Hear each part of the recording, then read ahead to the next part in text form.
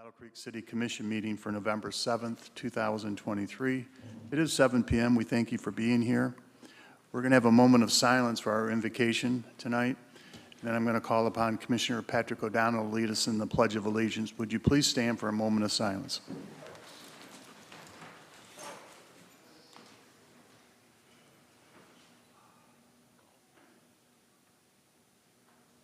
Commissioner Patrick O'Donnell. Pledge allegiance to the flag of the United States of America and to the republic for which it stands, one nation, under God, indivisible, with liberty and justice for all. Thank you, Commissioner O'Donnell. Next item on our agenda is a roll call. Madam Clerk, when you're ready.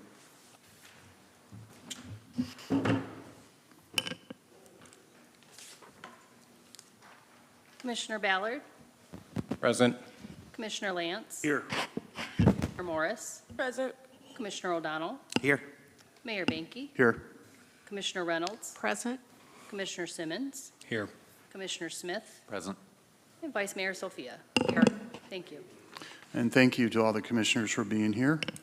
Next item on our agenda is the proclamations and awards, and we're going to have our airport director talk a little bit about General Aviation Week first, and then I'm going to call upon John Hart to talk about small business development and Small Business Saturday 2023. So Phil, you're first. I'll meet you out front. Thanks.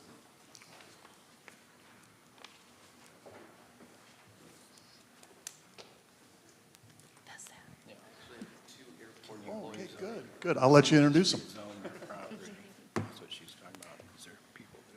Fantastic. Thank you, Mr. Mayor. Thank you, City Commissioner. So we have Charles Orr, our operations manager, Jonathan Young. He's one of our electricians at the airport. So I thought it'd be appropriate if they came up and received the proclamation as well. All right. Why don't you talk a little bit about what's going on? Sure. Yeah, it is. So we're very busy. After this, I'll do a presentation, a brief staff presentation on the airport. We do have a lot going on. We're going to be celebrating our 100th anniversary here in September, this upcoming September. So there's a lot of build up to that. So a lot of what you'll see in the presentation is focused on that. And obviously some of the things that a lot of the citizens here know the airport for, the air show, the military presence. There's still a lot going on, and there's still a lot to be looking forward to in the future at the airport. But we wanted to have some of the employees here to receive some of the appreciation from the City Commission and from you, Mr. Mayor. So thank you. Phil, thank you very much, and we appreciate your leadership at the airport. And we want to thank the two men that are here tonight, and I want to give them the proclamation. And I'll probably read this during my mayor's report on Saturday, just to save us time tonight. It is about 2 pages long, so thank you very much. And if we could have a photo taken, I'd appreciate it. Go on to that side. No problem. Thanks.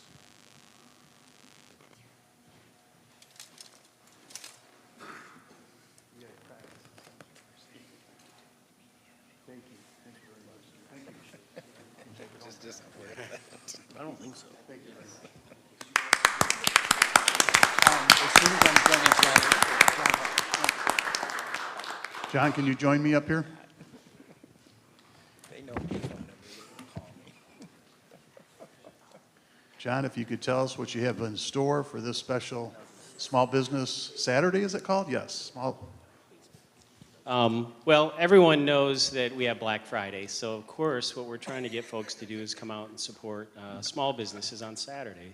But we've started with Shoptacular downtown, but of course we want you to shop all of Battle Creek and the small businesses. But if you do get a chance from the 6th, well, that's already passed, so from now up until the 31st of December, if you get a chance, make sure you come downtown, enjoy the social district, enjoy what's going on downtown, and do some shopping and get entered to win a $50 gift certificate. So, thank you. Thank you, John. And don't forget, we have the Christmas parade coming up on November 18th, I believe.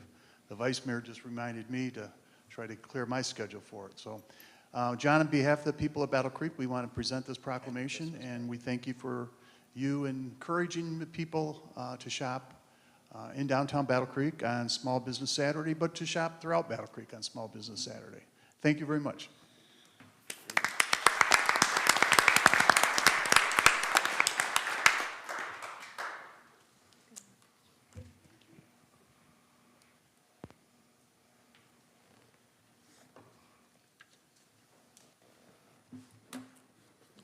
Next item on our agenda is a staff presentation by Phil Kroll, our aviation director at the airport. Phil?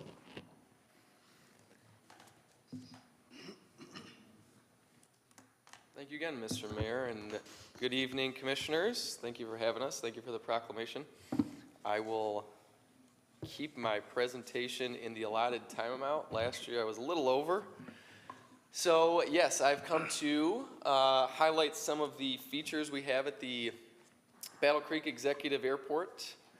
We have, and I'll make sure I'm doing this right. Oh, I'm not sure if it's working. There, I'll click it for you. Okay, there we go. I only have a couple slides, so it won't be that long. Yes, so the airport is city-owned. Folks may not know that airport ownership could be a variety of different ways. A county could own it, a city could own it, could be under an airport authority, a state could own it. So the city of Battle Creek is technically the sponsor of the airport. So the FAA looks at the city as sponsoring or taking accountability for the airport. So we are a city-owned and operated airport. We have 11 city employees. You just saw 2 of them. Charles Orr and Jonathan Young, they're both 2 of our full-time employees at the airport. So 2 of 11 employees to maintain all of the runways, taxiways, ramps, city-owned buildings, and airport properties. So if it's a city-owned building, or if it's any of the 3 runways or any of the numerous miles of taxiways, they have to maintain the lighting, the paint, anything you would see out here on the roads, we have to do at the airport. So if you think of the lights that you see, the signs that you see, the repairs that you see every summer, the snow removal you see every winter, all of that stuff takes place at the airport, but with 11 employees. And I do not go into the snow removal equipment, so it's even a lower number than that. And they do a great job. They work with all of our tenants. We're still the 3rd busiest airport in the state. We're top 20 in the region that's counted here in the Great Lakes region. The only other airport that's busier is Detroit Metro, the state's busiest airport, and then Pontiac, Oakland County. They're the reliever for that region and for Detroit Metro. So we're the 3rd busiest in the state. We have the 3rd longest runway in the state. So we have a longer runway than Grand Rapids, Lansing, Kalamazoo, Traverse City. The only other runways that are longer is Detroit Metro and Oscoda. They actually do a lot of 747 maintenance up there. So if you're ever up in Oscoda, you can visit the 2nd longest runway in the state. We have the largest flight school in the state. Western Michigan's College of Aviation is based at Battle Creek Executive Airport. And we're only one of 2 airports in the entire state that has a Michigan Air National Guard wing. So there's a long history of military here in Battle Creek, and I'll touch on that in my next slide, but we're only one of 2 airports that have an active Guard wing in the state. The airport was officially purchased and donated to the city on September 24th. That's what we consider our birthday. So we'll be celebrating that next year. You'll see a lot of events through the next, especially calendar year, into 2024, and we'll do our best to get as much out into the community so everyone can join us in September for the centennial of the airport. There's been a military presence at the airport since 1943.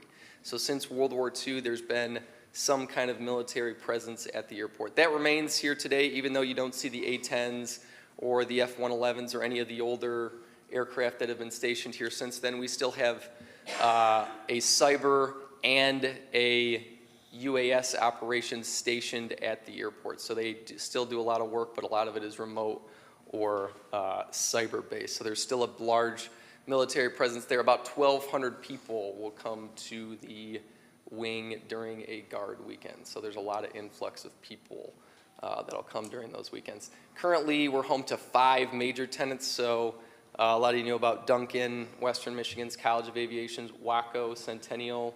Waco Kitchen is a great place. We also have the FAA.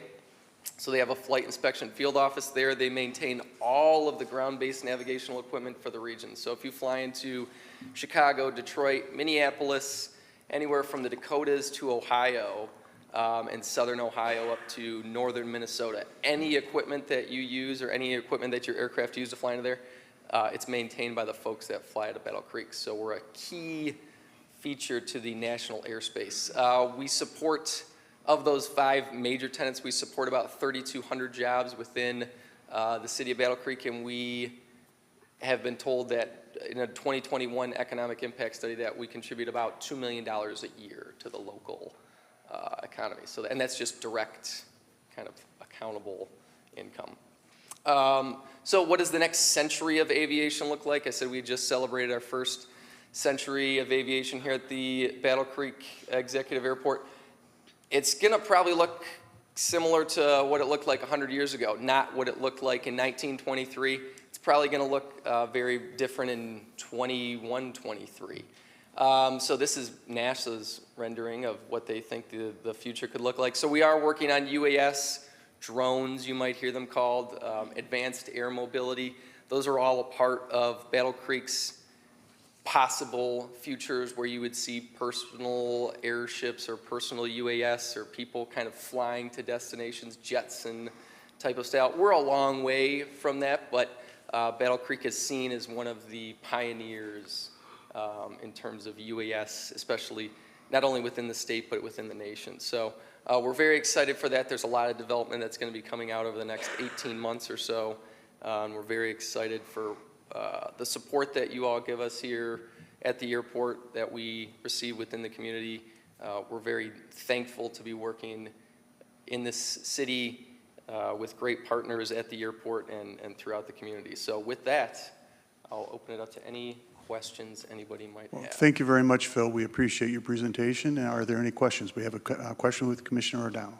Well, yeah, I like the presentation with the classic pictures on there. Has the airport always been in that same location it is currently now, or did it move, or? Yeah, no, it's in that 100 years, it's always been in that same farmer's field that was donated by W.K. Kellogg. It has had a number of different transformations. So there used to be 2 more runways that were in different orientations. So you had a north-south and an east-west runway. In 2011, you had the 3rd or parallel runway that you see now. And in the, I want to say, I should have the exact date down. You didn't always have the 10,000 feet either, but about 40 years ago, you added that extra 3,000 feet or so to support the military, and we've been able to maintain that. So it's had the same location, but it's evolved in how it's looked with runways and taxiways over the years. Thank you. Any other questions? Phil, thank you very much. Thank Have you. a good night. Next is Aaron Kuhn. And Aaron, I believe your honeymoon's over with now since you've become our financial director. Mayor, I was told I have a year of saying I don't know before the honeymoon's over. But thank you, Mayor and Commissioners, Rebecca and Ted, for the opportunity to present and discuss with you the interim financial statements for the 3 months ending September 30th. A PDF of my report is attached to the agenda. This report includes highlights of the general fund, but also the major and local street funds, as well as the water and sewer funds. A word of precaution about the financial position of the general fund early in the year. Don't get too excited about the bottom line number. All of the city's property tax revenue is billed in the first and second quarters of the year, and the revenue is recorded. That makes things look rather rosy this time of year. This fact also makes the 3/12 formula, 3 months out of the 12, 25%, a more difficult benchmark when looking at revenues. It's still a fair measure for some of the line items, but obviously not for property tax. Income tax revenues are down slightly compared to the same 3-month period a year ago. We in finance continue to monitor this closely, given how a number of local employers continue to utilize remote or hybrid work options. Income tax as a whole, though, has been difficult to peg since the start of COVID. Property tax revenue is 8.5% higher than the prior year, thanks to a combination of new development, property uncappings, and a 5% inflationary adjustment to taxable value. Recreation revenues continue to be a bright spot. They're 6.67% higher than the same time period 1 year ago. The Binder Park Golf Course continues to be a significant driver of this increase in revenue. Excluding property taxes, the remainder of revenue is at 22.61% of budget and is an increase of almost 4%, or $278,000 compared to the same period 1 year ago. Also included in the narrative report are several charts comparing revenues and expenditures to the prior year for general fund, major and local streets, and water and sewer. As you may have noted, water and sewer expenditures increased dramatically over the prior year based on a number of capital improvement projects that are getting underway or nearing completion. The general fund budgeted use of ARPA funds of $2.5 million in fiscal year '23 and $1.7 million in fiscal year '24 for lost revenue. Because of the way revenue exceeded expectations in fiscal year '23, none of the $2.5 million has been used thus far, nor the $1.7 million in fiscal year '24. Staff will continue to evaluate the performance of the general fund throughout the year to determine how much of the $4.2 million we'll recognize in fiscal year '24. And at that point, I'd be happy to answer any questions. Any questions for Aaron? Commissioner Smith. Thank you, Mr. Mayor. I was just curious if you could elaborate a little bit on the Binder Park golf course situation, or how it appears here. Is it increased revenue or fewer expenditures, or is it too early to tell for this fiscal year? What's really driving that? Ron Osborne and his team at the golf course do a great job. Of course. Yeah. So it's primarily due to the fact that the golf course has been a boom since really the start of COVID. I mean, they've had record year after record year after record year in terms of revenue, because it's a kind of a jewel or an asset of our community. Great. Thank you. Any other questions? Commissioner O'Donnell. Yeah, I was going to say the same thing about the golf course. I did sit in on the budget meeting. It was record attendance out at the golf course and purchases of new product that was out there at the golf course. So, of course. But, yeah, it's looking like it's doing quite well, and they're on their way to starting to go into the black for a few more years out. So, thank you. Thanks. Thank you, Aaron. Thank you. Next item on our agenda is chair noting any added or deleted resolutions. There were none. Thank you very much, Madam Clerk.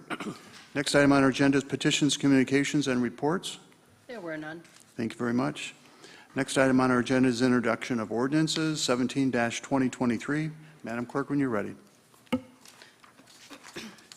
In December 2022, Section 1415A of the State Housing Development Authority Act of 1966, Act 346 of 1966, was amended to provide for the availability of an an exemption from ad valorem taxes for housing projects that provide workforce housing.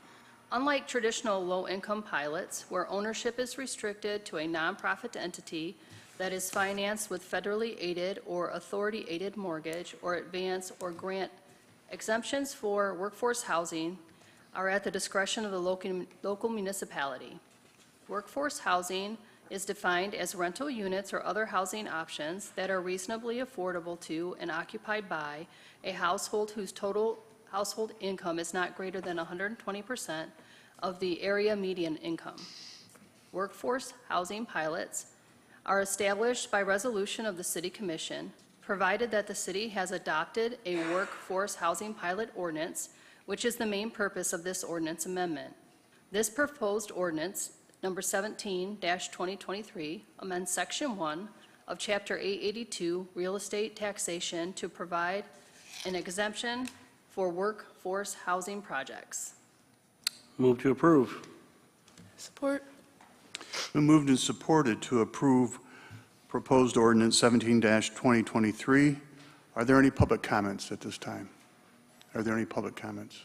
Yes, John.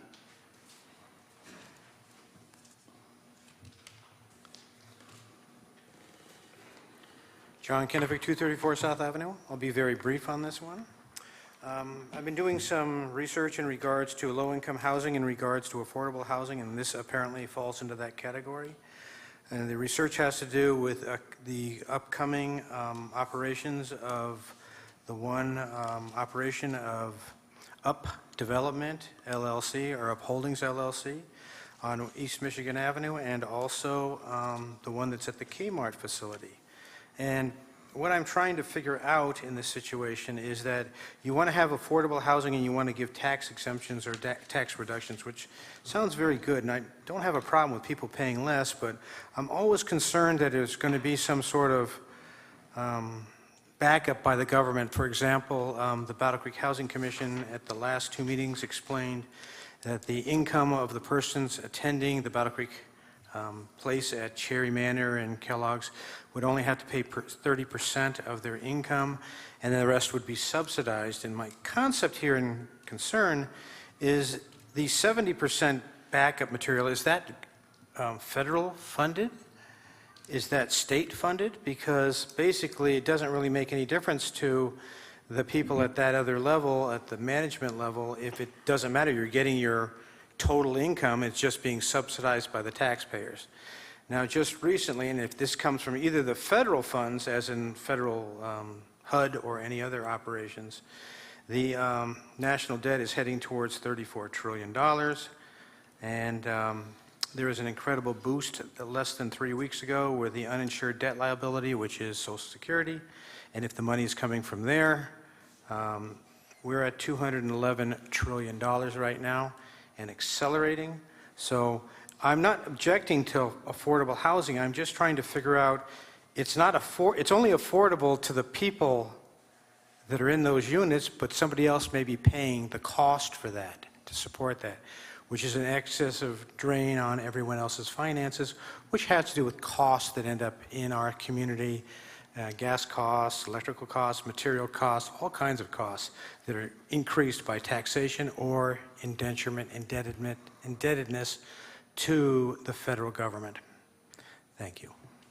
Are there any other public comments? Yes, David.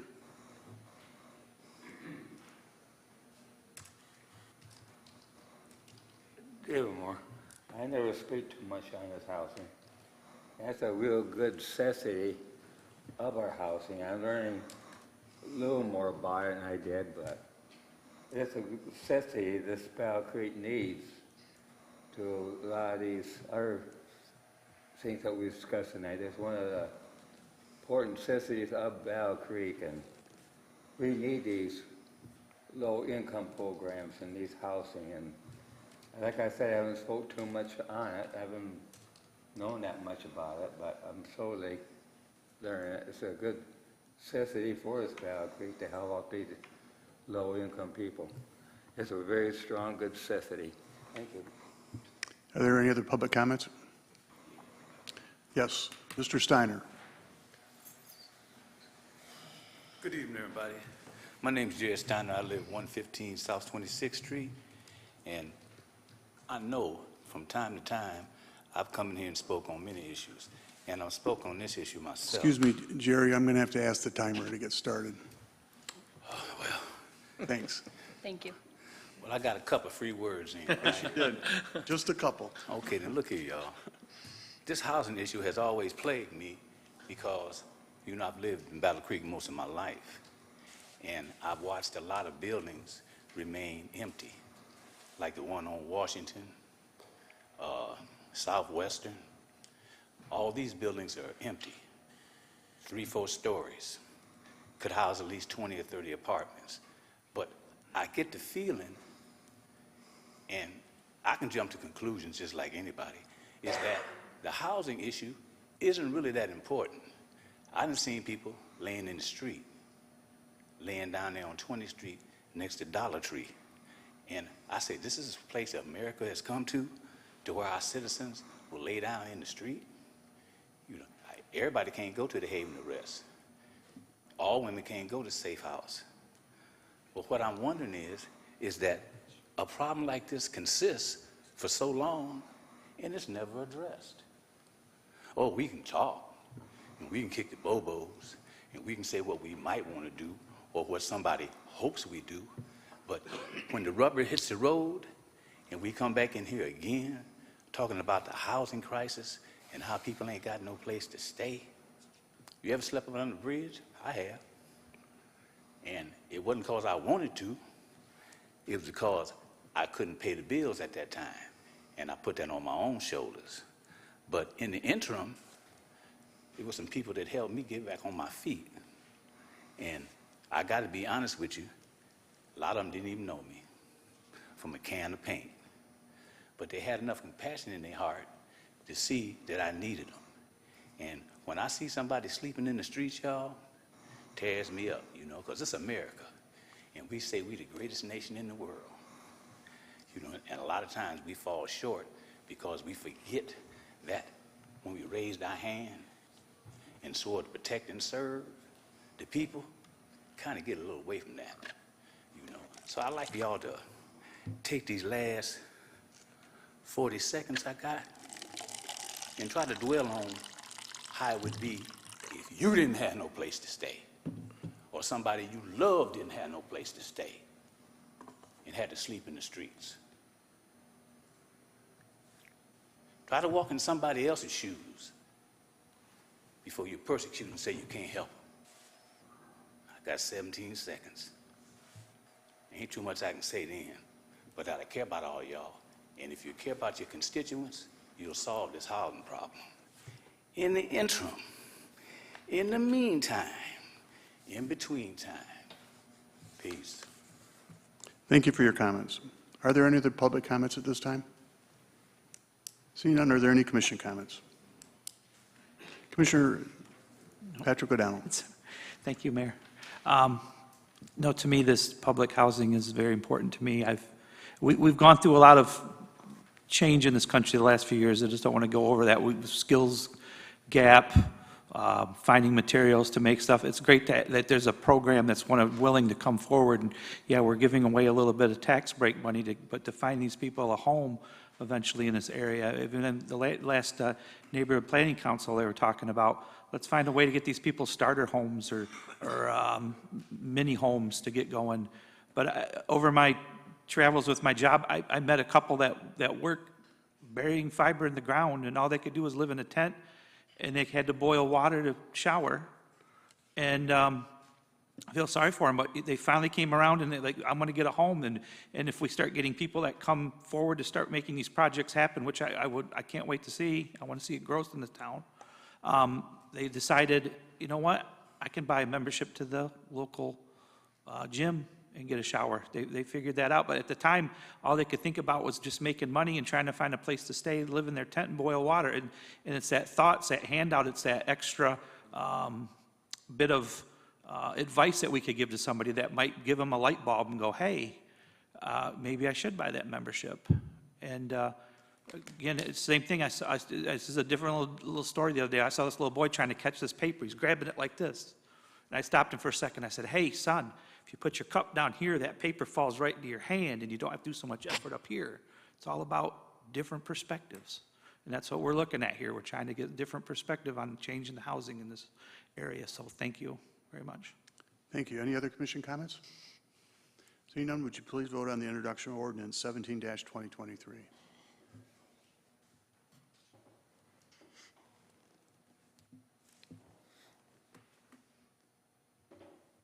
Roger, did you vote? Ordinance 17-2023 has been introduced. Next item on our agenda is adoption of ordinance 14-2023. Madam Clerk, when you're ready.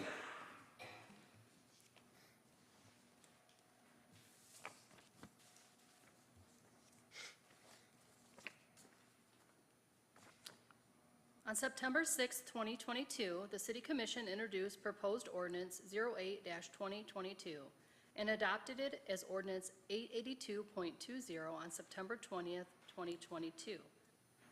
This ordinance created a tax exemption with a payment in lieu of taxes, pilot, for Blue Light 4 redevelopment project. An integral part of the financing for this proposed development project relied upon being granted low-income housing tax credits, or LIHTC, from the Michigan State Housing Development Authority, MSHDA. Unfortunately, the developer was not among the small group awarded this financing. They have put together a new plan for financing. The project will be one project and one pilot ordinance. Therefore, this section 20 to chapter 882 will not be implemented and is therefore obsolete and being repealed. This ordinance amendment was introduced at the October 17, 2023 City Commission regular meeting. This resolution seeks to adopt ordinance 14-2023 to repeal section 20 of chapter 882 real estate taxation, which granted a payment in lieu of taxes to Blue Light 4 development project because the proposed development plans have changed. So moved. Support. Been moved and supported to approve or adopt ordinance 14-2023. Are there any public comments at this time? Seeing no public comments, are there any commission comments? Seeing no commission comments, please vote on the adoption of ordinance 14-2023.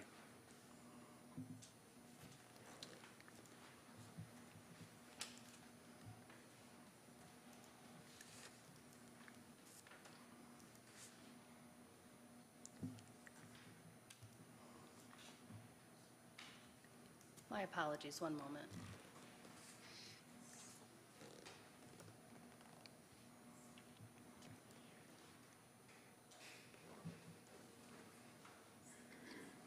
Roger? Up again. Sherry Sophia? Yes.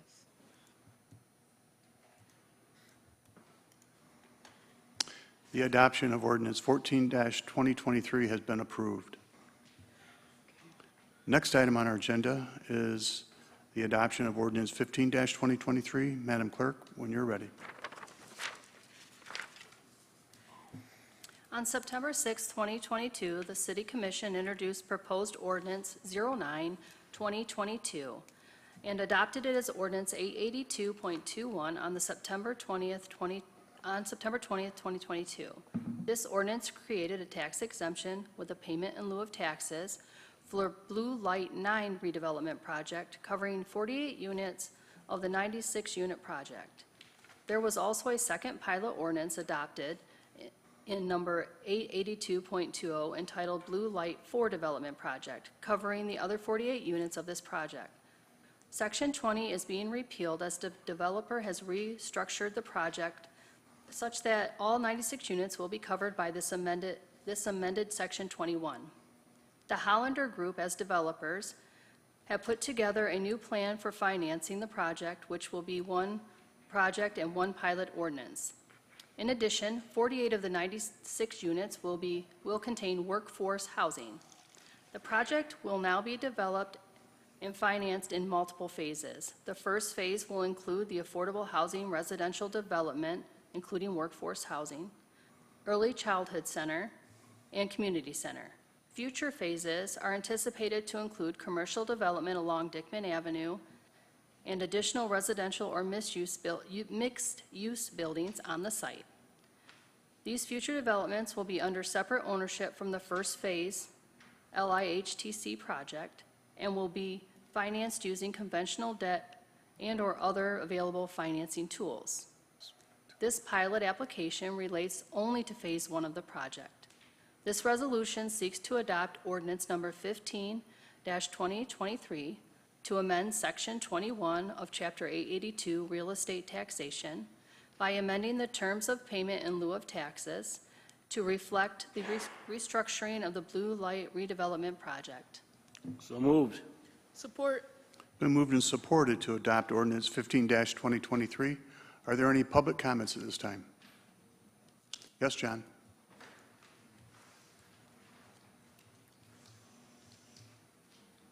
John Kennefic, 234 South Avenue. The puzzle pieces start to fall into place. I see that has to do with the resolution, ordinance 17-2023 that you just passed. My curiosity is, if they're going to have the financing from the state government in regards to this matter, basically, is it telling us that taxpayer monies from the workforce of the state government of Michigan are going to be funding this facility, the construction of these 48 units? In essence, somebody else's, if I was the businessman in this matter, I'll just use this as an example, and I wanted to be a landlord, and I can go to the state and say, I want you to build all these units for me, and I get the buildings, I get the units, and I get all the income to them, including the subsidies, that would really work out really good for me. It's a really great idea. The question is, who's paying for it in the end? This will be very similar to the next resolution or ordinance adoption you'll have for upholdings, which will be the next one of Northern Pines Apartments on East Michigan Avenue. Oh, and one other thing, when you do these affordable things, which I think is great, it may send a message throughout the United States that if you're having financial problems, please come to Michigan. We will afford your housing. Just like it is in San Francisco and Los Angeles and a lot of the places along the West Coast. Thank you. Are there any other public comments at this time? Yes, Mary?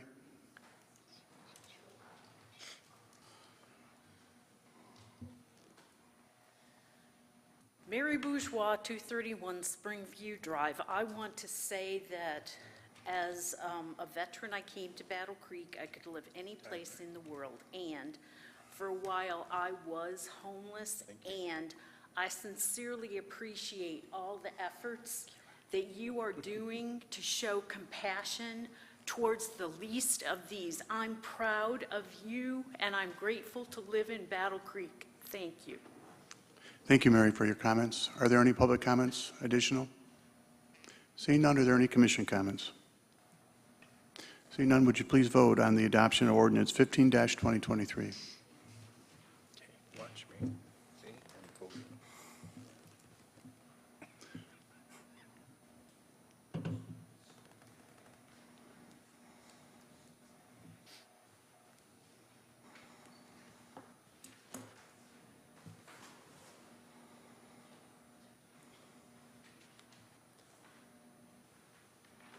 Commissioner O'Donnell. Oh, there it goes. I had to reset. The adoption of ordinance 15-2023 has been approved. Just want to remind the public that we are in a business meeting, and we'd appreciate it if you would keep your conversations to yourself and not walk around during our meeting. We ask for that cooperation. Thank you. Next item on our agenda is resolution on adopting ordinance 16-2023. Madam Clerk, when you're ready. Northern Pine Apartments requested a pilot and proposed construction of a 62-unit permanent supportive housing community. Permanent supportive housing, PSH, is an invention that combines affordable housing assistance with voluntary support services to address the needs of people experiencing homelessness. PSH is a long-term assistance meant for the most vulnerable homeless populations. The Michigan Department of Health and Human Services Housing and Homeless Service Division administers various PSH programs throughout the state via contracts with local nonprofit organizations. The developer or sponsor, Upholdings, LLC, proposes to build the housing development at the address anticipated to be 240 East Michigan Avenue. The request is for a 2% pilot, which will be for 15 years. The owners anticipate applying for the low-income housing tax credit program administered by the authority under Section 42 of the Internal Revenue Code of 1986 as amended at the December 1st, 2023 rounds. If approved, the LIHTC, the developer anticipates beginning construction on or before July 1st, 2025 and will be substantially complete by October 31st of 2026. This ordinance amendment was introduced at the October 17, 2023 City Commission regular meeting. This resolution seeks to adopt ordinance 16-2023, amending Chapter 882 Real Estate Taxation by adding Section 22, which will grant a payment in lieu of taxes to Northern Pines Apartments. So moved. Support. It's been moved and supported to adopt ordinance 16-23. Are there any public comments at this time? Yes, John.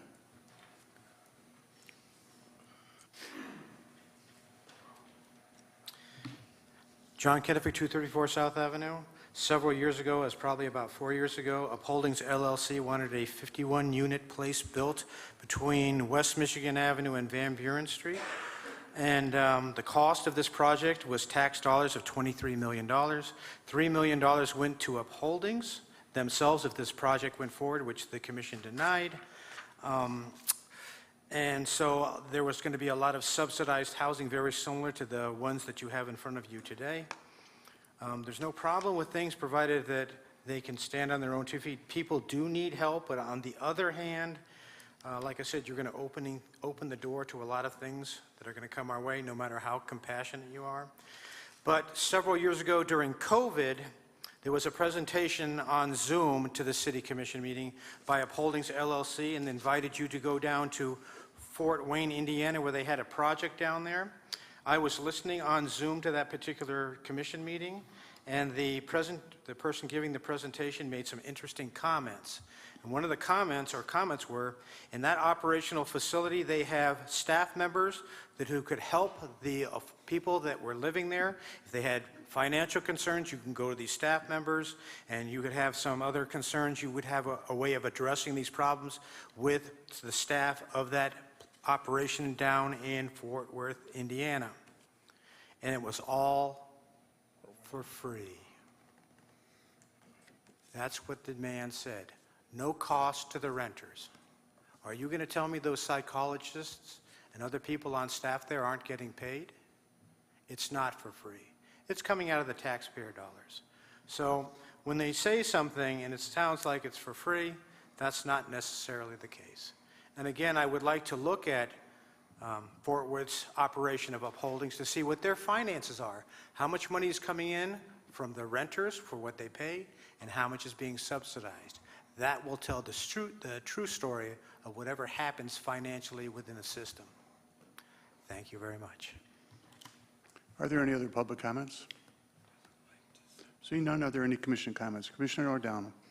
I'd like to say thank you to all the commissioners, mayor, and vice mayor up here for helping support some local housing downtown.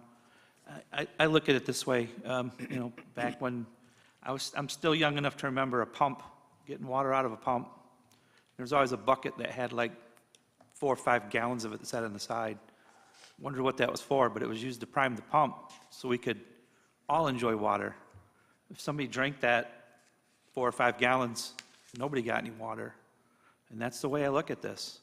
It's time for the city to prime the pump here and get some housing going, and this is the way we do it. So thank you very much for your support, everybody. Thank you, Commissioner. Any other commission comments at this time? Commissioner Smith. Thank you, Mr. Mayor. You guys already know, my default position on anything to do with tax exemptions is very skeptical, but I believe that this particular, this group rather, of projects we're approving tonight certainly meets a worthy standard, and just as importantly, has a significant paper trail behind it so we can tell when folks aren't living up to their promises. So I'm very pleased with it and look forward to approving. Thank you. Thank you, Commissioner. Any other commission comments? Seeing none, would you please vote for the adoption of ordinance 16-2023?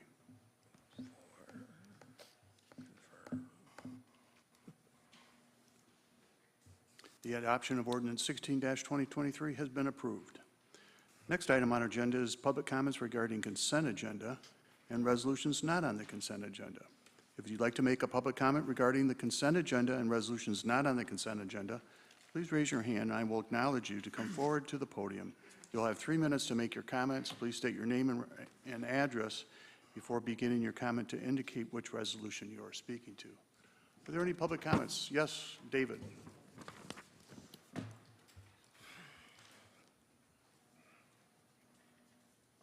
don't know which resolution. I seen it in the minutes a couple of days ago.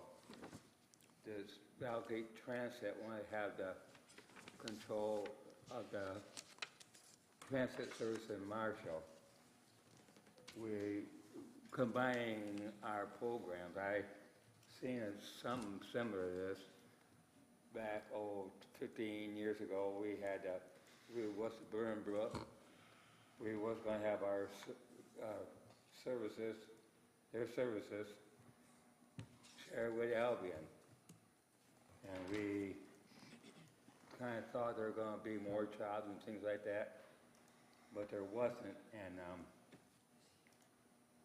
we've been cutting some of our programs to accommodate with them. I know this is kind of something similar to that, but I remember an incident like this one, like years back.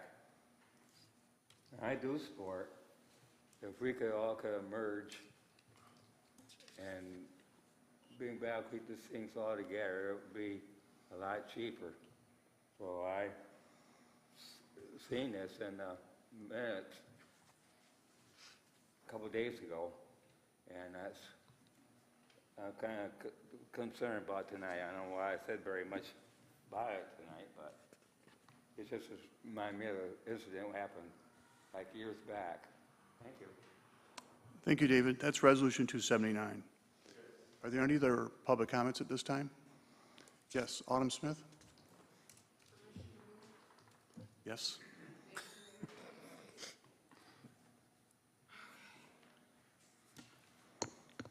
I'm commenting on 266.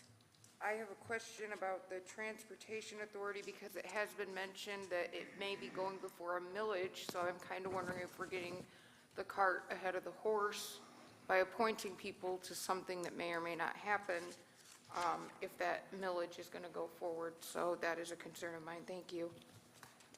Thank you. Are there any other public comments at this time? Yes, John?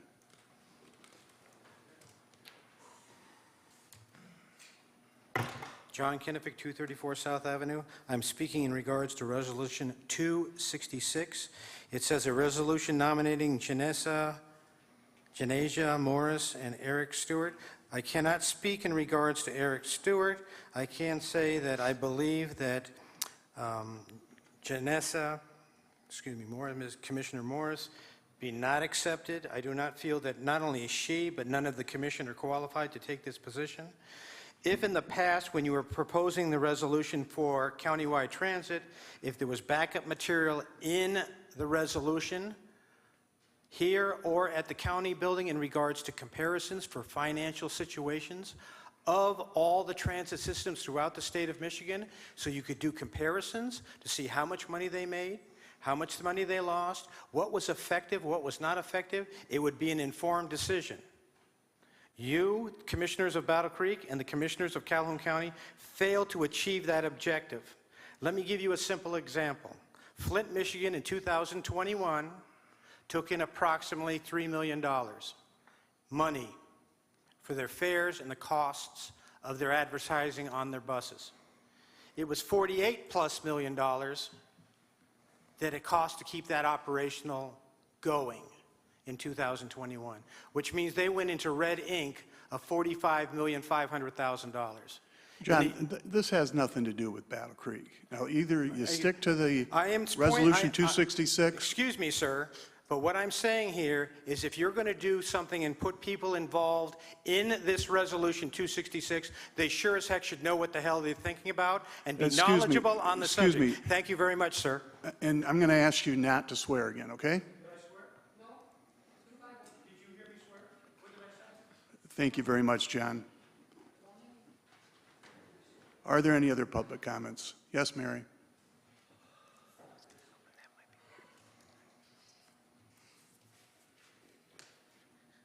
Mary Bourgeois, 231 Springview Drive. I want to thank the commission for considering these two well-qualified individuals to serve on the County Transportation Authority. And I appreciate the fact that BC Go is hiring individuals without a CDL so they can expand their service. Transportation is or lack thereof of transportation within Calhoun County is an ongoing issue. A person needs to sign up 2 or 3 weeks in advance to get a ride through services provided from Battle Creek Transit, and people who are willing to work are unable to do so without dependable transportation. So again, I thank y'all for supporting safe, stable, and affordable transportation within our area. Thank you. Are there any other public comments at this time? Yes, Mr. Steiner. Just a little clarification. My name is Jerry Steiner. I live at 115 South 26th Street. And as to the pronunciation of Commissioner Morris, I believe it's Genesia Morris. Am I correct? It's Janasia. Genesia. See that? Communication is what we got to have here, y'all. You know. But I wanted to make sure that my grandmama didn't come out of the grave and beat me across my head for not speaking up. Thank you, y'all. Thank you very much. Any other public comments? Kathy?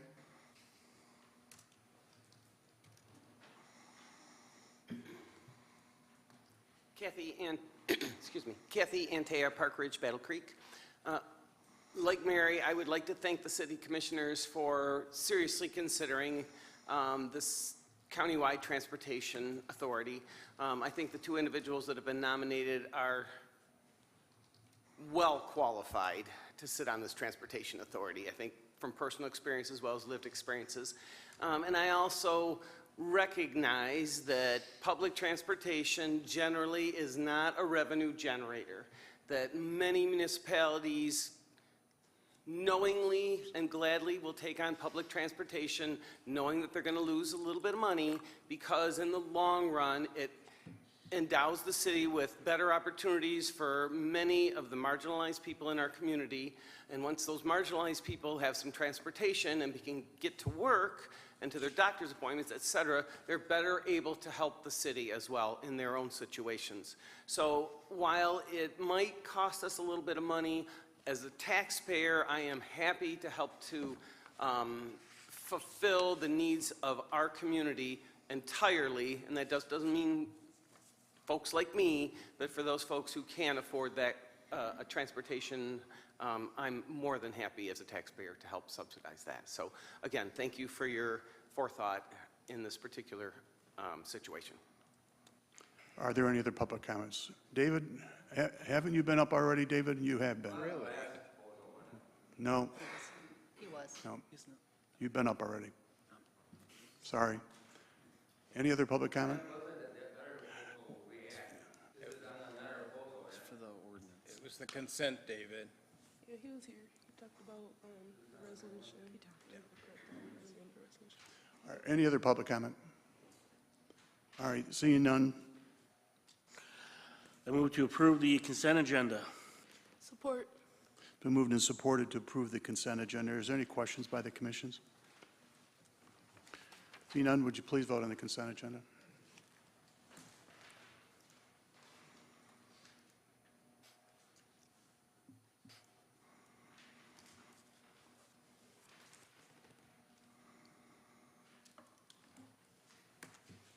The consent agenda has been approved.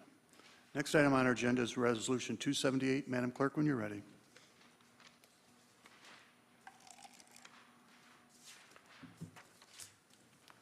Two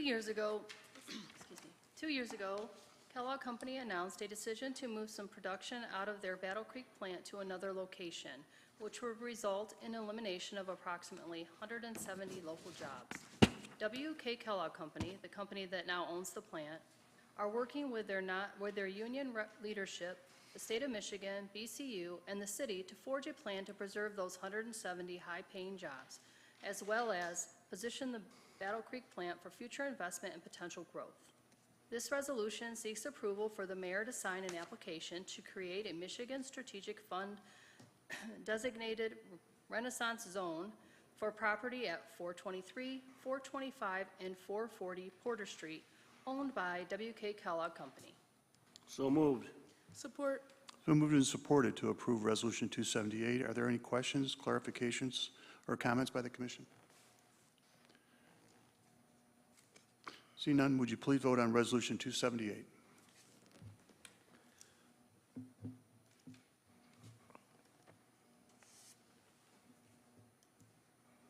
Resolution 278 has been approved.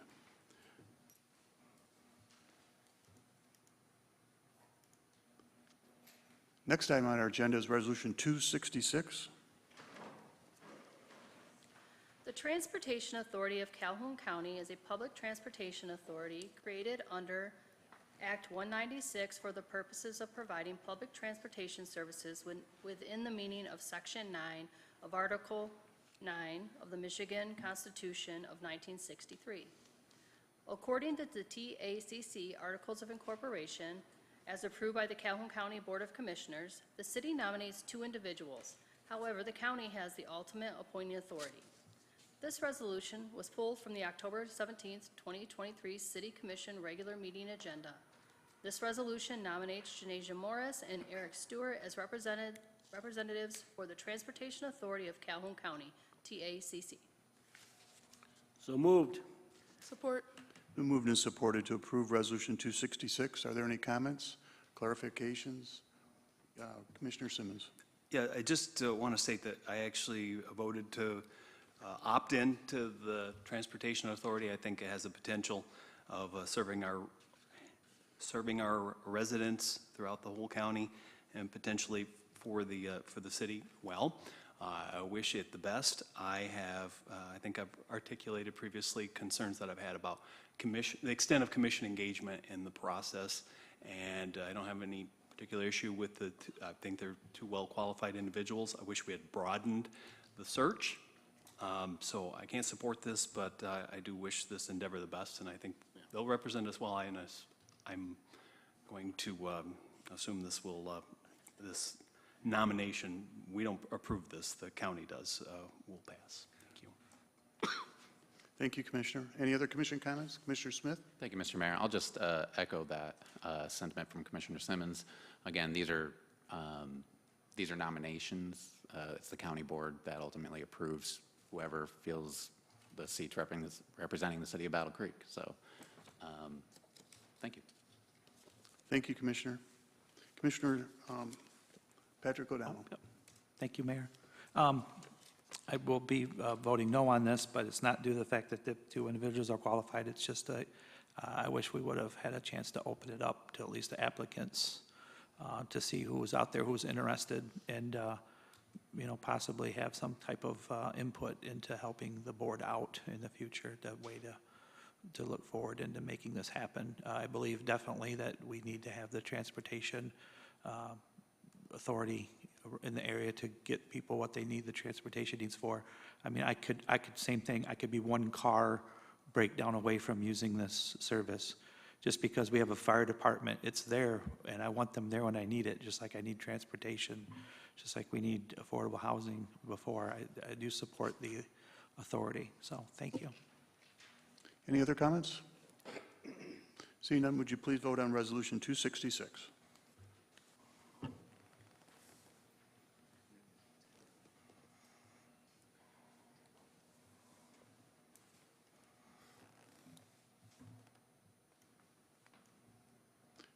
Resolution 266 has been approved. Next item on the agenda is Resolution 279. Madam Clerk, when you're ready.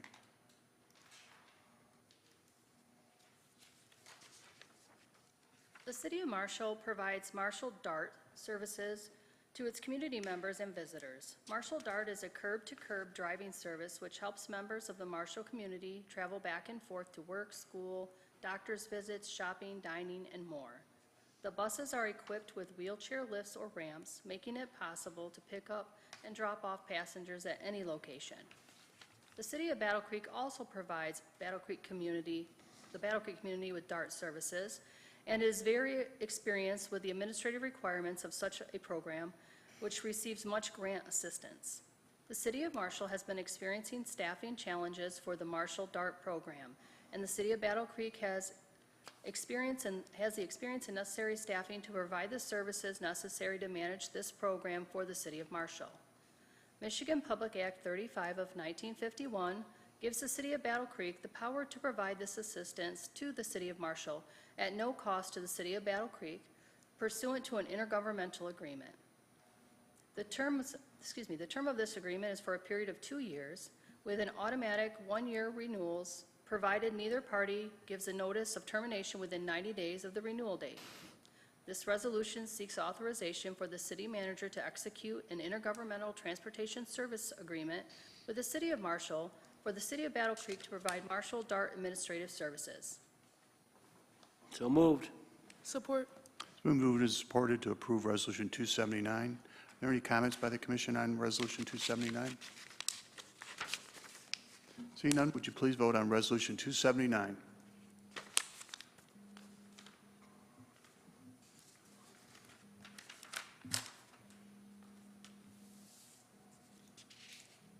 Resolution 279 has been approved.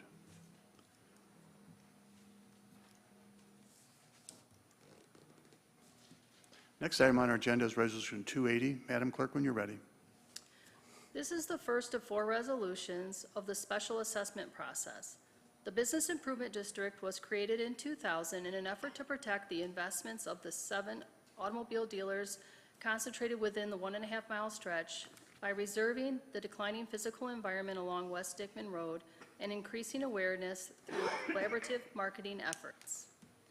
This resolution directs the city manager to prepare or cause to be prepared plans and specifications, an estimate of the cost thereof, and her recommendations as to what portion of such cost should be paid by a special assessment and what part, if any, should be a general obligation of the city, and the land that should be specifically assessed for the 2024 Dickman Road Business Improvement District project. So moved.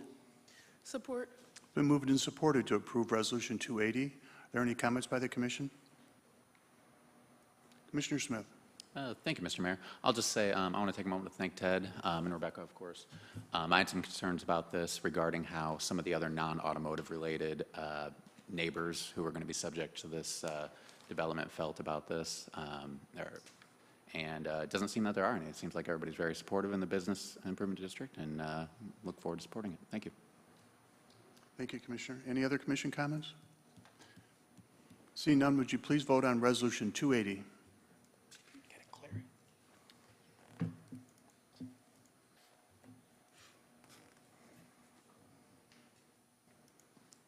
Resolution 280 has been approved.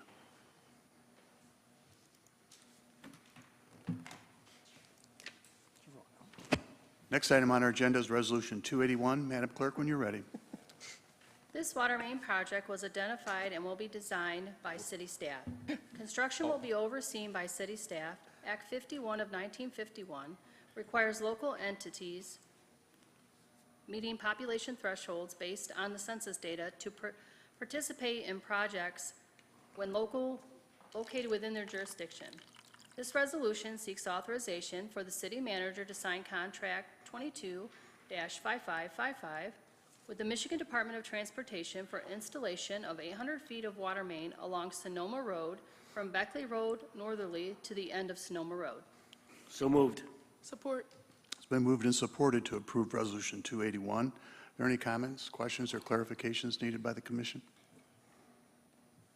Seeing none, would you please vote on Resolution 281?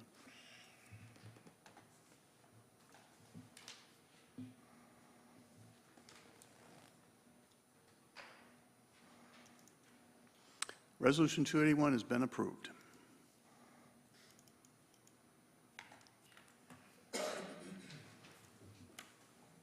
Next item on our agenda is Resolution 282. Madam Clerk, when you're ready. In an effort to keep the electrical grid reliable during peak times, Consumers Energy with Mid-Continent Independent System Operator, Inc., MISO, has developed a demand response program to reduce the off-peak energy usage.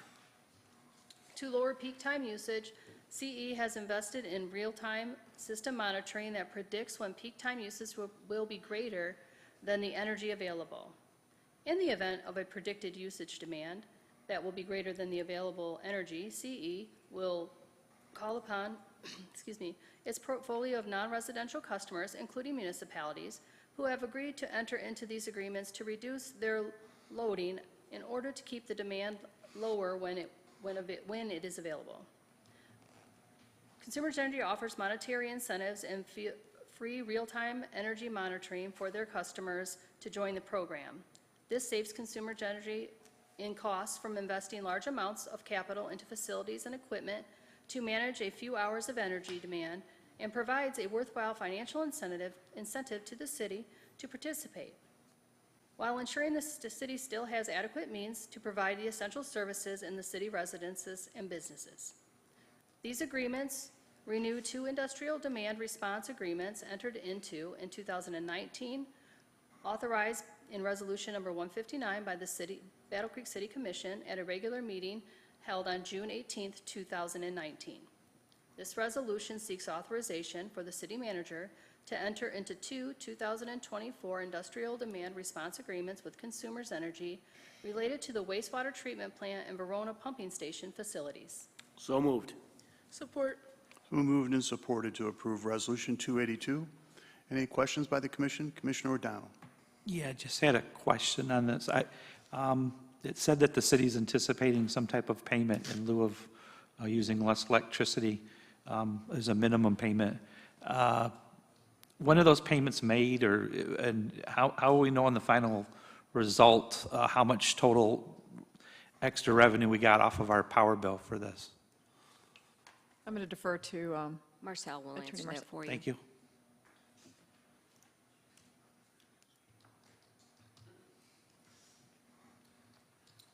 Good evening, Commissioner O'Donnell. I do not know the actual date of when the payments are made, but I will certainly find out that for you. My belief is that it's at the end of the year. Consumers will provide its feedback on how much energy they received from the city, and they'll make that payment accordingly. But we'll get that answer to you. Of course, it's saying that no, I mean, this is a very important service to everyone in the city.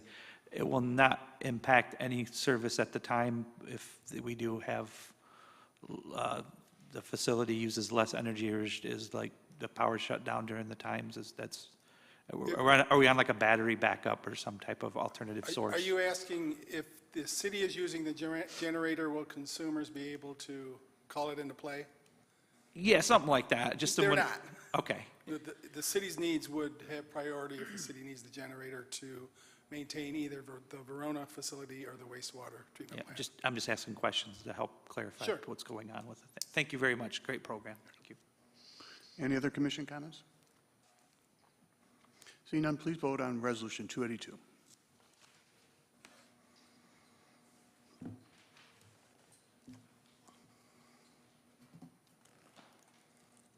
Resolution 282 has been approved. Next item on our agenda is Resolution 283. Madam Clerk, when you're ready.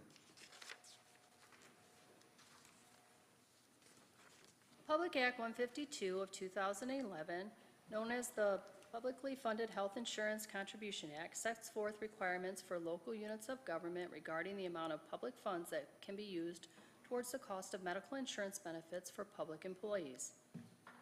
Those options are 80-20 and hard cap. The 80-20 provision has been included in the city's collective bargaining agreements. Therefore, it has been determined that to continue to comply with requirements of Public Act 152 by adopting the 80-20 option for the plan coverage year beginning January 1st, 2024 through December 31st, 2024. This resolution proposes to comply with, this resolution's purposes to comply with the provisions of Public Act 152 of 2011 by exercising the city's right to implement the 80-20 requirement of the Act for the plan year ending December 31st, 2024. So moved. Support. Been moved and supported to approve Resolution 283. Are there any comments by the commission on this? Seeing none, would you please vote on Resolution 283?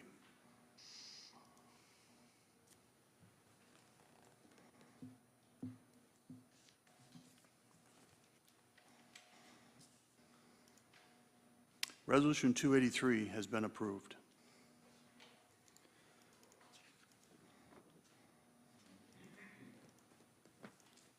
Next item on our agenda is Resolution 284. Madam Clerk? Blue Cross Blue Shield of Michigan has been the authorized healthcare organization for city employees and retirees for several years.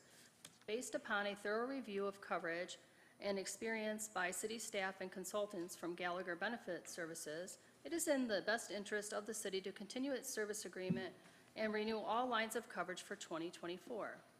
The city has an obligation under the collective bargaining agreements to provide its employees with options for health care coverage.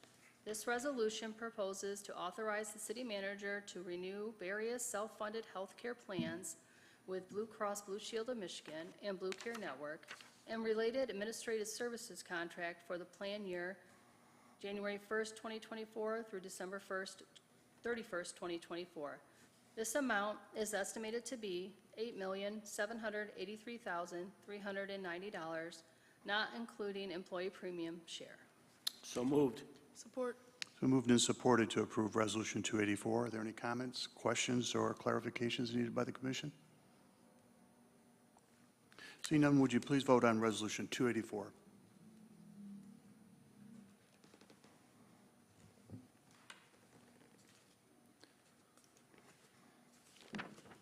Resolution 284 has been approved.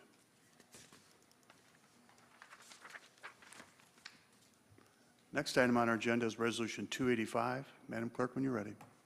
2024 represents the second year of a 2-year rate guarantee with Delta Dental with no change in premium rates. The city has an obligation under its collective bargaining agreements to provide city employees, retirees, and eligible dependents with access to dental coverage. This resolution proposes to authorize the city manager to renew the city's group dental plan with Delta Dental, the city's current provider, for the January 1st, 2024 through December 31st, 2024 plan year at an estimated cost of $411,882. So moved. Support. Been moved and supported to approve Resolution 285. Are there any comments, questions, or clarifications needed by the City Commission? Seeing none, would you please vote on Resolution 285?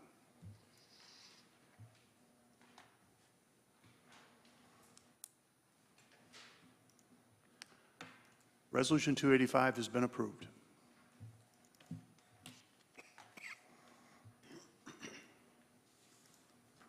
Next item on our agenda is Resolution 286. Madam Clerk, when you're ready. On September 30th, 2020, the U.S. Department of Housing and Urban Development, HUD, awarded the City of Battle Creek a $3,400,000 lead-based paint hazard control and healthy homes grant to reduce the lead-based paint hazards and other healthy homes issues in housing occupied by low and moderate income families with children ages 6 and under. Of these funds, $3 million is for lead-based paint hazard control and $400,000 is designated for healthy homes supplemental funding. The target area for the program is Calhoun County, with a priority given to high-risk neighborhoods in the cities of Battle Creek, Marshall, and Albion, and the village of Homer. Delivery of lead abatement and healthy home services will be split between the city and its subrecipient Community Action and the city, with the city responsible for abatement projects within the city limits and the Community Action Agency responsible for projects in the balance of the county. This resolution seeks authorization for the city manager to execute a Community Action subrecipient agreement for the 2021 HUD lead-based paint hazard control program. So moved. Support. Been moved and supported to approve Resolution 286. Are there any comments, questions, or clarifications needed by the City Commission? Seeing none, please vote on Resolution 286.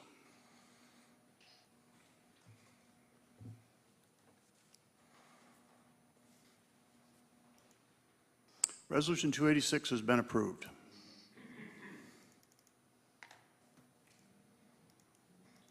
Next item on our agenda is Resolution 287. Madam Clerk, when you're ready. In 2015, the Community Development Division, CDD, partnered with the Calhoun County Public Health Department to reconstitute the Calhoun County Lead Poisoning Prevention Task Force, a collaborative that has since grown to include 16 organizations. The task force work is directed by its Get the Lead Out Plan of Action, published in October 2016. The plan includes goals with 3 areas: increasing the lead testing for children ages 0 to 6, increasing awareness and public education regarding the hazards of lead, and remediating lead in the home and the environment. The City of Battle Creek will conduct 25 lead abatement projects within the city limits, and Community Action will conduct 15 lead abatement projects within Calhoun County in the areas outside the Battle Creek city limits. These will be residential structures that are not owned or operated by the local public housing authority. It is expected that most will be single-family homes, as that is the predominant type of housing in the target areas.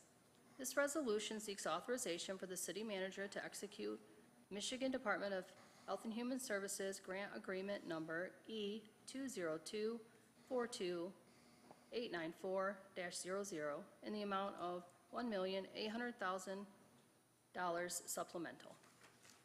So moved. Support. Been moved and supported to approve Resolution 287. Are there any comments, questions, or clarifications? Commissioner O'Donnell.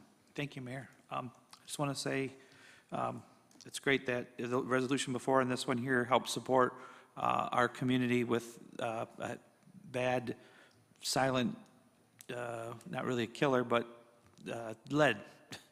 Just, it's out there.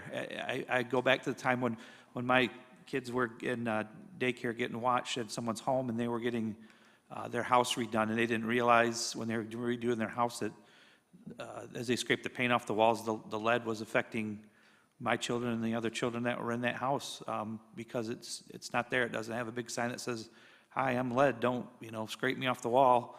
And I'm so glad that we have community projects that can help and funds to get this, because it's hurting our childhood development in ways that we didn't know back then. And I'm just so excited that we have these programs to help support and remediate lead from our community. Thank you. Thank you, Commissioner. Any other commission comments? Seeing none, would you please vote on Resolution 287?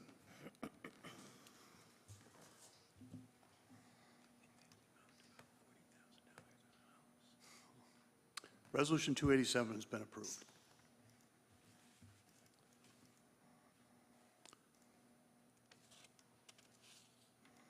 Next item on our agenda is Resolution 288, the one we've been looking for. In 2008, the city selected New World Systems Logos ERP system to replace our AS400 system with J.D. Edwards. This system went live in 2009, but the system, which we host on our servers, is no longer supported with updates. The city is looking at a new solution that is current, supported, and cloud-based, a cloud-based system, also called SaaS, Software as a Service. The city issued a request for information on October 6, 2022. The purchasing department worked closely with our consultants to target and notify vendors that provide this software. The intent of the RFI was to request interested ERP software vendors to provide brief informational ERP awareness demonstrations. The purpose of these demonstrations was to provide city stakeholders with an awareness of the functionality and capabilities of the modern ERP software, such that the city can adequately determine their future ERP needs. After this review of information, the RFP for the ERP system was issued on March 8, 2023, and was published on our secure online bid management system. The notice was sent to all vendors that provide such a system. From March 2023 to present time, the consultant, committee, and purchasing worked diligently together through an extensive process to test and select the right ERP solution for the city. This resolution seeks acceptance of the proposal for the best value of enterprise resource planning, ERP, software from Tyler Technologies, Inc., in an estimated 7-year amount of $2,306,534.41. So moved. Support. It's been moved and supported to approve Resolution 288. Are there any comments, clarifications? Roger? Thank you, Mayor. I just want a clarification. Is this going to help with your HR applications? It's actually a different system. There will be another system that HR will access, but they will communicate together. So it's not directly tied to the Tyler product, but it's tied to another one. So it will improve it or not? This is not the software that will improve the HR process. That's still That's enough. coming, but we needed to know what was the ERP vendor so that we could shop the appropriate HRIS system. Good, thank you. Any other questions by the Commissioner? Commissioner Jake Smith. Thank you, Mr. Mayor. I'll just add that I'm not breaking any new ground here or anything, but this is the type of thing that can make or break a business or a municipality, and your customers, or in our case, citizens, will never even know it. So I want to thank Rebecca and her team for the diligence they put into it over a very long period of time. And granted, this one is just a tad more expensive than its competitor, but if you look at the plant ran analysis, it is clearly a superior product. So I think this is going to make things a lot better for folks as they're interfacing with their municipal government. So thank you. Thank you, Commissioner. Any other commission comments? Seeing none, would you please vote on Resolution 288?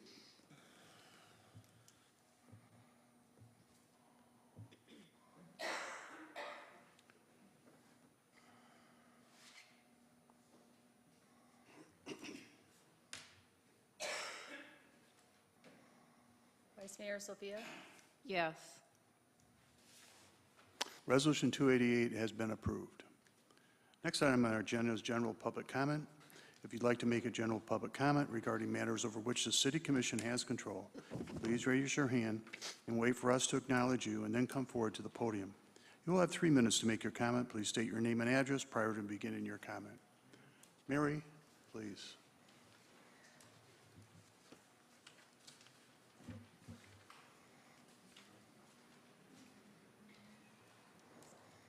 Mary Bourgeois, 231 Springview Drive. I'd like to know when the CRB will be prepared for public review.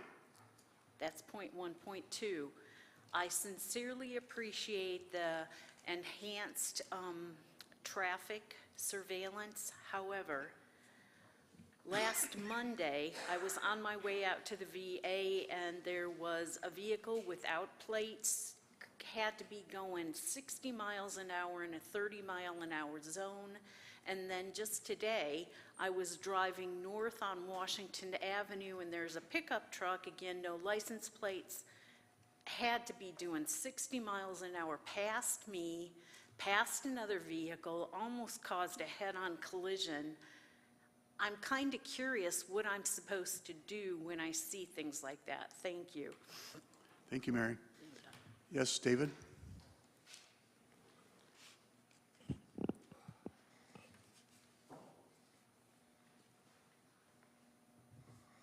Well, we heard a statement made tonight, and I hear it good many times. You don't know, not a person until you wear his shoes.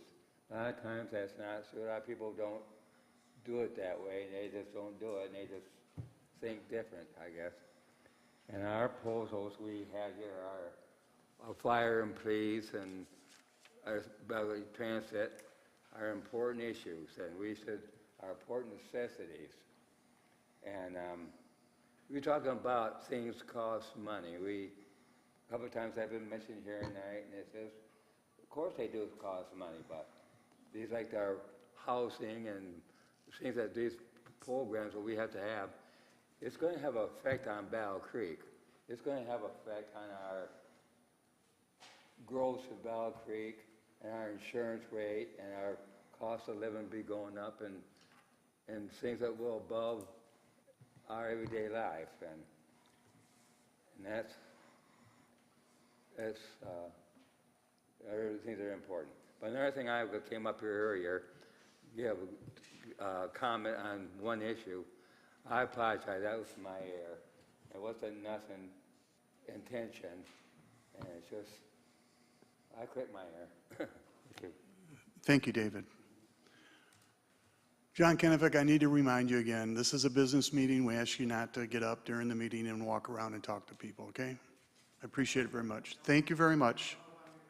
Thank you. Is there any other public comment at this time? Yes, ma'am, in the back.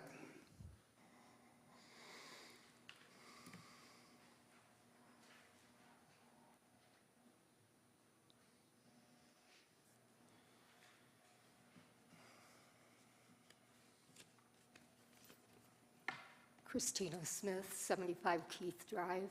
I spoke before you 2 meetings ago about the bus situation. I'm a rider, and I wish I weren't at this point in time. It was a decision I made not to have a personal vehicle anymore. It's gotten really, really difficult. That's my personal experience. I also wanted to bring before you things I've overheard on the bus. I heard someone say, "No one cares." I heard a woman who used to use the bus for dialysis say that she has to use the van system now and can't always get a van available. And then she walks for her groceries sometimes because the route, if you need to use 2 buses, then you have to wait for the second bus, and then you come back to the hub, and then you have to wait for your bus home. So it makes it difficult for her, and she said sometimes she doesn't feel good enough. She's on dialysis to walk for her groceries. There's a man who's gotten on the bus ever since I've been on it. I've been on it a little over 2 years. He always comes on smiling. He uses a cane. He's older. He speaks with everybody. He got on the bus the other day, and he said, "They're trying to kill all of us with disabilities." He said, "I just waited 2 hours for a bus." So that may be part and parcel of the waiting to move 4 times to get between home and back home again. And then another man got on. He had forgotten his ID card in his pocket from last night. He got to the pharmacy for his prescription, couldn't get the prescription. So he was on his way back home. He said, "But I don't have time to get home, get my card, get back on the bus, get to the pharmacy, and get back home today." It would be a 2-day thing. So he said he hoped someone over the weekend, this was on Friday, he hoped he could find someone over the weekend to help him get his prescription. Bad public transit really doesn't affect anybody unless they need it. Thank you. Thanks, Kristen. Are there any other public comments at this time? Yes, Autumn Smith?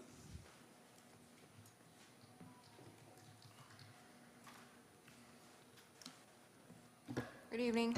I'm here to speak because I have wanted to bring attention. I held a protest outside of Pfizer Sunday. It was very successful. I've been asking, I've come to a couple meetings, and I spoke with the police chief about pulling the vaccine, but he said he couldn't do his job, which is wrong in my opinion. I was able to successfully hold a protest as a member of the former Feds for Freedom Foundation group, and I wrote a letter to Pfizer CEO Albert Bourla. My letter is now sitting in the Michigan legislature, waiting for signatures of approval. I was on the phone today with many legislators. I will be hearing back tomorrow from some of them. I have gotten very positive support. Representative Steve Carra joined us at the protest, and also RFK Jr.'s Children Health Defense picked up our protest on their site, childrenshealthdefense.org, and quoted in part the letter that I wrote. "We feel this is a nonpartisan issue, as supporting this is supporting human life, safety, and protection from harms, disabilities, and possible deaths as a result. We feel any non-support is to support a now known continued deaths, disabilities, and harms caused by the mRNA gene therapy vaccine and deadly hospital protocol from remdesivir. The former Feds group letter to Pfizer requests the immediate halt to any further production of what has now been proven to be a harmful, dangerous, and lethal vaccine and hospital protocol drug remdesivir, which Pfizer also produces. This letter also urges and demands that Pfizer immediately informs the public of their own nefarious activities, negligence, and dishonesty. We also reference in the letter remdesivir-related injuries and deaths and COVID-19 vaccine contamination and adverse events attributed to the vaccine. They currently have in the Michigan House Legislature, House Bill number 5259, I believe it is, that has to do with mandatory reporting of adverse events. It has just been uncovered in the Pfizer documents recently that there is DNA fragments in the vaccine and also SV40, which causes cancer. Again, I put it out there. I ask, beg, and plead that the police chief please investigate this. I've provided him contact information The Pfizer documents are available online at www.dailyclout.io. You can also buy the book, but the Pfizer documents are exceeding, and I recently just got the recent Pfizer and Moderna documents drop, and what is going on is absolutely appalling. You can pull the vaccine. I didn't need to get to the FBI to do it and make this request. Please do your job to save the people of this community. Thank you. Are there any other public comments at this time? Yes, John.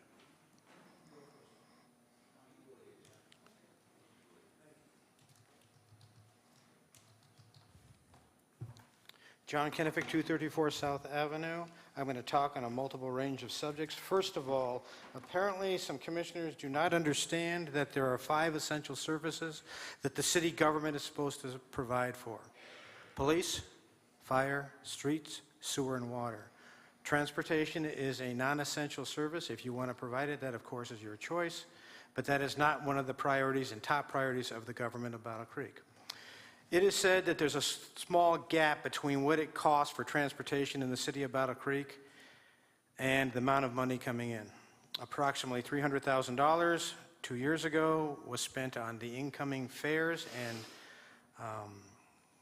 advertisement on the buses of the city of Battle Creek, but it went into the debt more than $3 million. That's not close. That's way apart. All I asked of you commissioners was to look at different systems and to find the effective way to do that. Apparently you are not interested in that. Next change of subject. We're talking about the Binder Park Golf Course. In 2016, the government of Battle Creek approved the agenda and operations of the Binder Park Golf Course. They transferred $50,000 from the public treasury, which you're not supposed to do since it's supposed to be operating independently.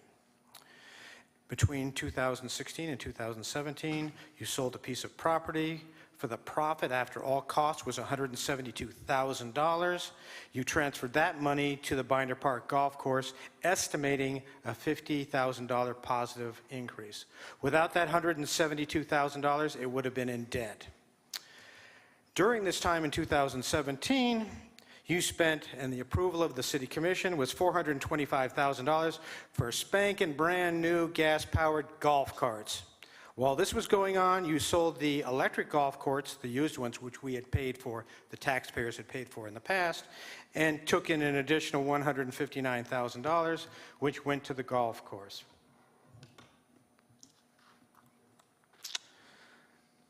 When the meeting happened today, there was an aviation presentation. When I left my first time up here, I passed by a person up there and I said, one of the pictures they showed up, I did not see King Kong on it. I don't see where this is distributing anybody. And if I decide to move around here, or somebody decides to speak with me quietly, provided I'm not disrupting this meeting, basically you all can pound sand. Thank you. Are there any other public comments at this time? Mr. Steiner, did you want to speak?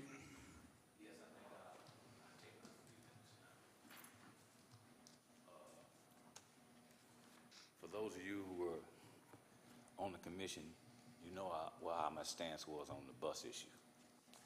But in talking about that and the issues that face us all, I'm the kind of guy that tries to go to the root of it, try to find out how we got to this point. So I started out with what I've experienced.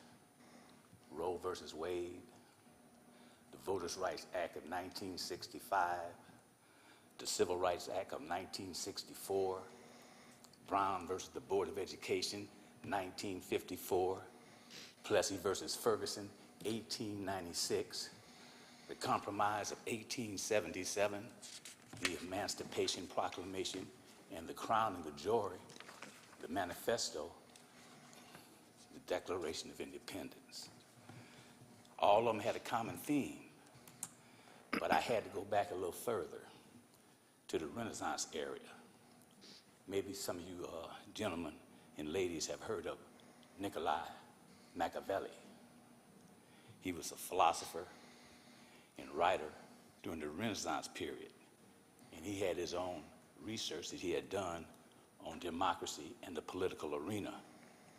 And he found 3 major factors that all of them had. that brought us to this point. Those three factors are deception, treachery, and crime. And if we look at the national stage, we see all of those. So we say, well, if that's true, and this is a democracy that spreads all the wealth and all the, what's the best word to say, fruits of their labor, we shouldn't be in this point right now. If I've offended anyone here, I apologize. But I gotta tell you, you guys run a pretty tight ship, and you seem to be in concert with one another. Why don't you bottle some of that and send it to Washington? Because they badly need it. For whatever reason, you all agree together, you are together. And I'd like to see more of it in Washington. Because I'm trying to tell you, Machiavelli, and some of you probably read him, you know, The Prince. Okay then, you can get your own take on Machiavelli or Plato or any of them other guys, but you got to remember one thing. They dead and gone, and we here. And we got to solve some of these problems. And in saying that, y'all, I think I'm gonna get on up out of here. Peace. Are there any other public comments at this time? Seeing none, are there any commission comments? Commissioner Roger Ballard, then Commissioner O'Donnell. Thank you, Mayor. I wanted to give a congratulations to the police department on a very successful week of ticketing people, I guess is the word, but also that half of the stops or so were warnings that you need to correct an issue.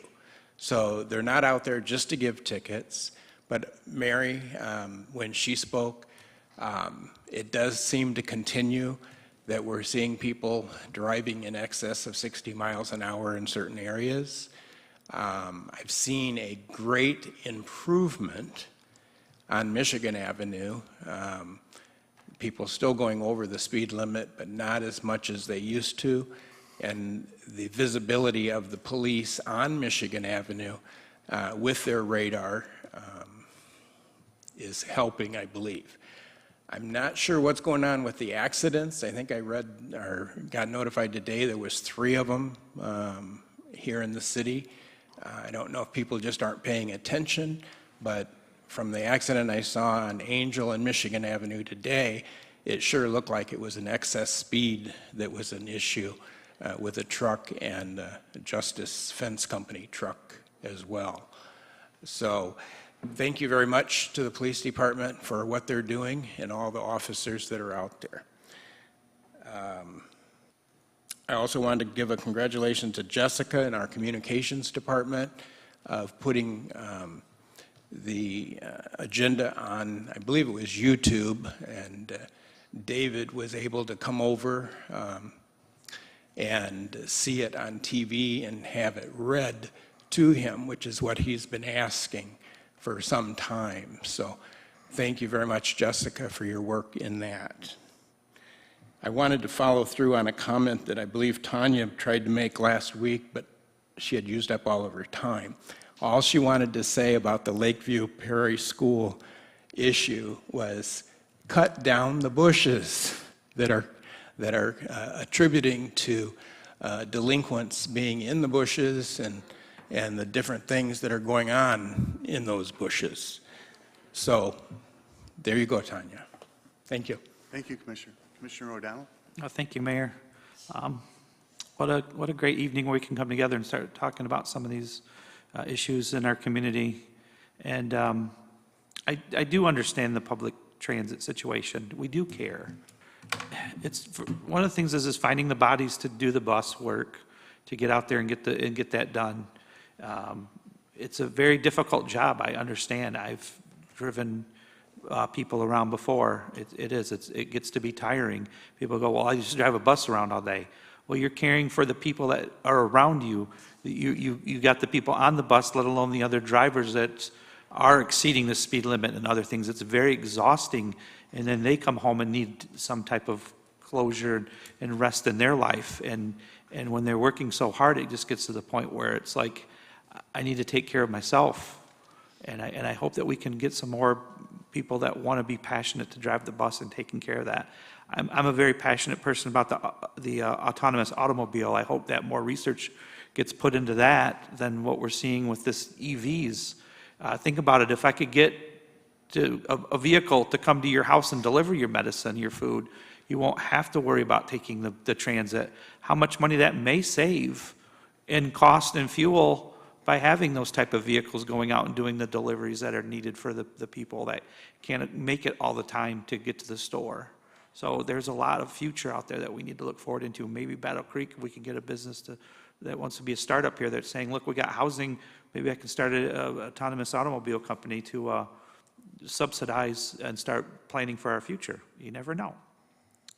I want to thank you for the police enforcement at a recent neighborhood planning council meeting.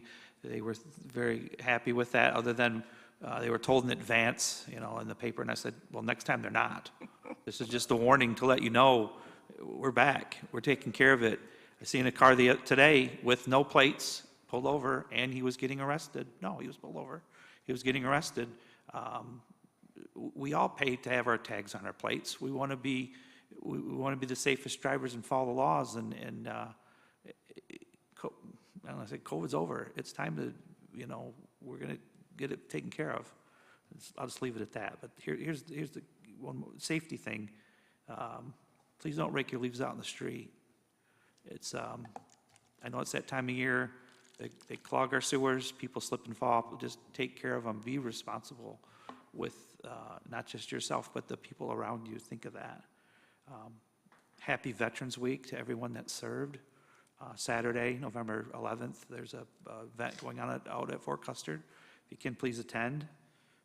Small business development, get downtown, and if you can shop, help these local people. They have so many products to choose from. You got food, accessories, shoes, you know, all sorts of interesting things. For the golf course, I'm glad they paid on their debt, and they still made money this year. They're trying to pay that off. What I'm seeing from course director Osborne out there, they're making headway into making that profitable. So yes, it takes a prime money to get it started, and it's starting to come through. One last thing, coming downtown, we got the holiday parade on November 18th. I hope everybody can hear me out there. Come downtown. Let's celebrate this holiday season with all these holidays coming up. Thank you, Mayor. Thank you, Commissioner. Any other commission comments? Seeing none, thank you for attending. The meeting's adjourned.